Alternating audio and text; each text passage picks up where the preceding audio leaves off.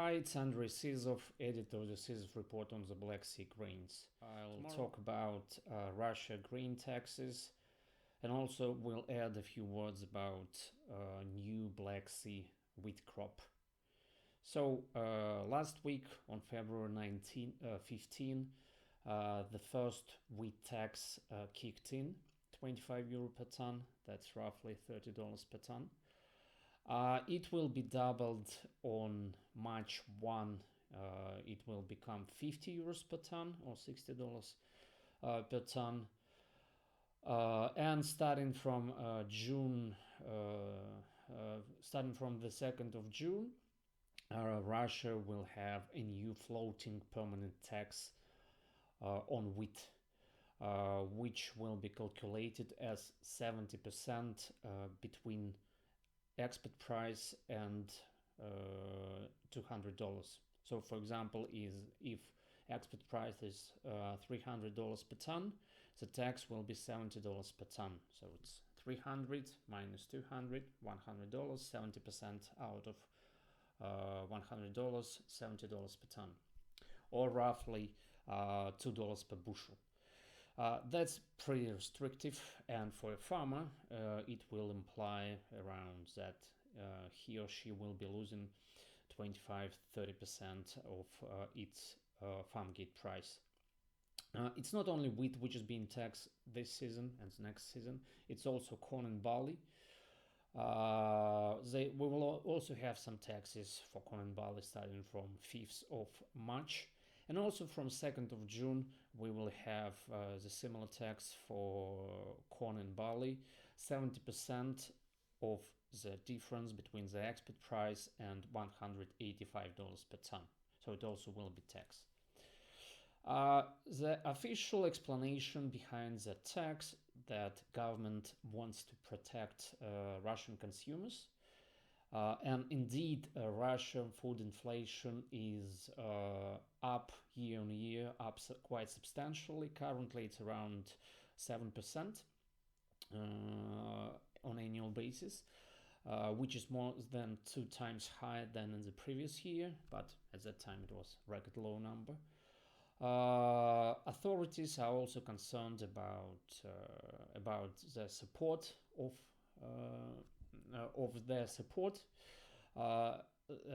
In Russia, we will have a parliament election later this year in autumn, and indeed authorities are concerned and want to have low inflations and more happy consumers this year ahead of that election. However, it's an official explanation.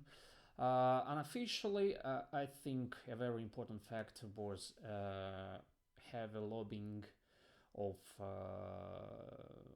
lower grain prices by domestic grain buyers, especially influential livestock guys with a strong lobby. And probably the biggest issue is low overall quality of official decisions inside the country. It looks like many of them just don't understand what consequences such decision might have or will have, or they just don't want to care about that. Obviously, such tax and such huge transfer from crop farmers will have effect on production. Again, it's 20-30%. We're likely to see a small area, medium term at least, a small area under grains in general. Remember, everything is taxed. All major grains are taxed with corn and barley.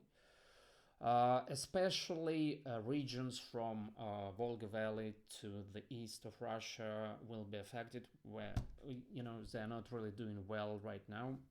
They are profitable, but margins are not huge, and those taxes will just simply destroy their margins. I'm talking about Volga Valley, Urals, Siberia, all those regions.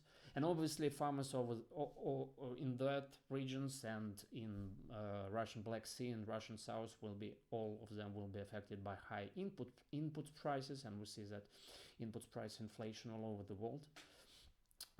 So a small area and small agricultural inputs application, which is likely to lead to higher risks of poor yields if we have bad weather. We're likely to see that effect already this year. For example, we cut our estimate of area under spring wheat from 13.5 million hectares to 13 million hectares after the tax was officially approved. It happened, I think, 2 weeks ago. So for this year and probably later years, what farmer will do, in many cases they will just cut the area.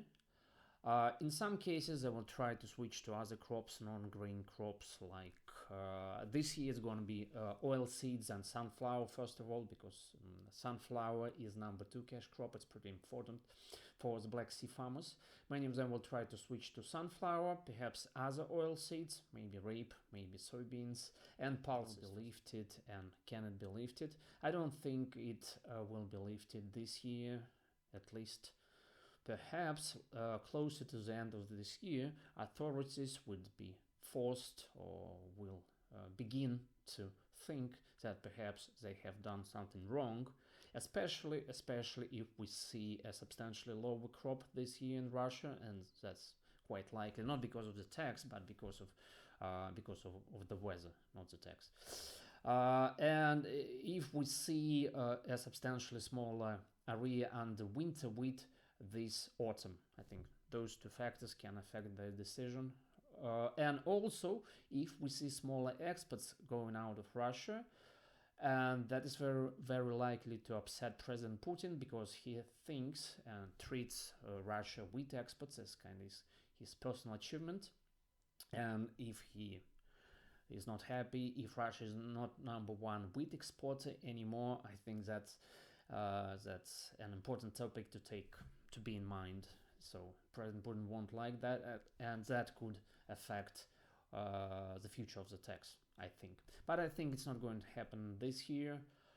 Also, people asking, so authorities probably they're looking at spring campaign, they're looking at weather, they're looking at the size of the new crop. No, I don't think they do that, and to say the least, official forecasts are quite far from ideal. I don't think it's on the agenda. I think more important how exports will develop, how big exports will be, and if President Putin is happy or not, because Russia is not such a big wheat exporter anymore, which is quite likely option in a few years. Overall, for this crop, the tax is not really that important. And for this season, for 2020-21, but it could be a relatively big bullish story for the new season, because it's likely to have effect, as I mentioned, to have effect on spring wheat area. So far, we estimated it's 13 million hectares. The early estimate was 13.5 million hectares, so it's slightly down, but it's still relatively a high number. Previous year it was 12.6, so it's still, at least our estimate, it's still above the previous year, but we'll see how things develop in a few months, what will be the actual spring wheat area. Right now, farmers, they kind of digesting all that information, and I think not many of them haven't decided fully what they will plant this spring. But again, spring wheat is not that important for wheat crop in Russia.